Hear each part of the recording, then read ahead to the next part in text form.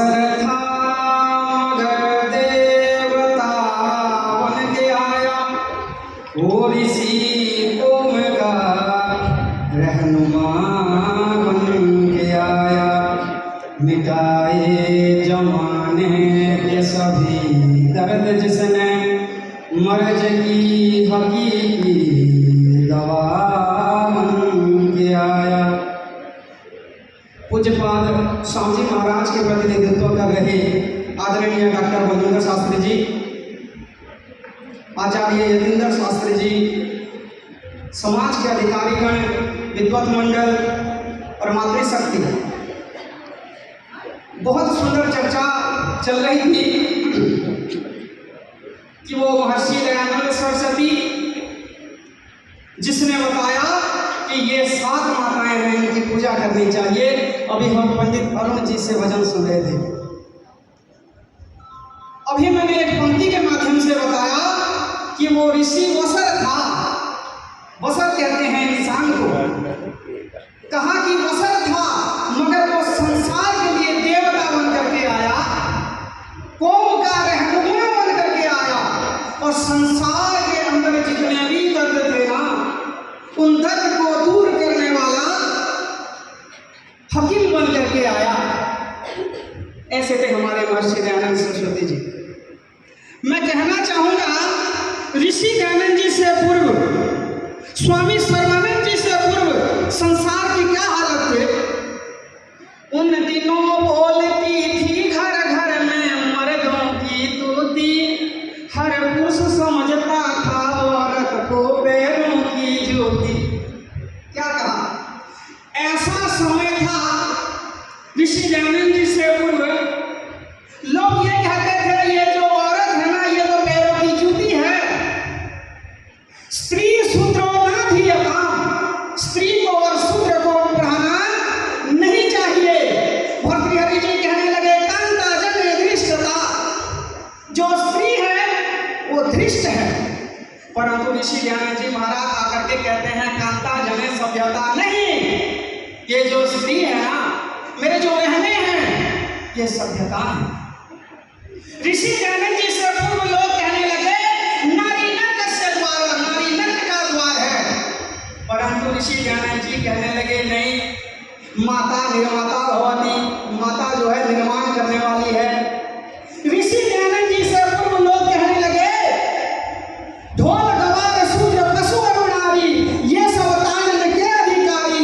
परंतु ऋषि दयानंद जी आकर के कहते हैं दुनिया के लोगों, ऐसे नहीं कह सकते, क्योंकि मनु महाराज कहते हैं यत्र नार्यास्तु पूज्यम ते रमन्ते तत्र देवता, जहाँ नारियों की पूजा होती है वहाँ देवता निवास करते हैं। तो ऐसे में हमारे स्वामी सर्वानंद सरस्वती जी महाराज, महर्षि दयानंद सरस्वती जी इतना महान थे।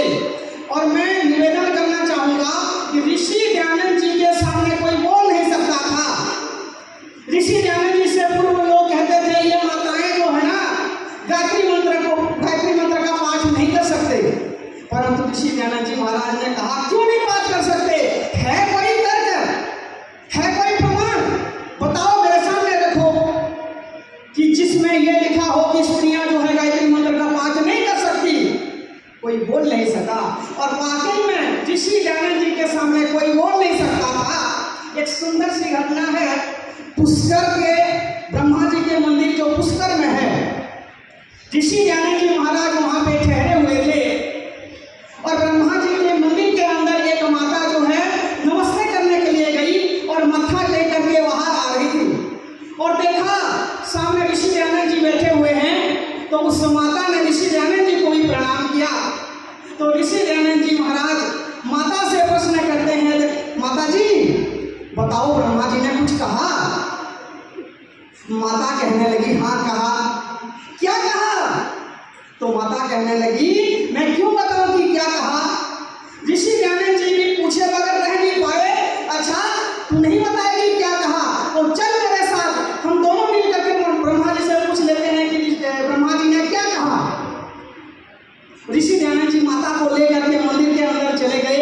ब्रह्मा जी की मूर्ति थी, और ब्रह्मा जी के मूर्ति के सामने माता से प्रश्न करते हैं, माता आप पूछ ब्रह्मा जी ने क्या कहा? माता कहने लगी मैं क्यों पूछूं,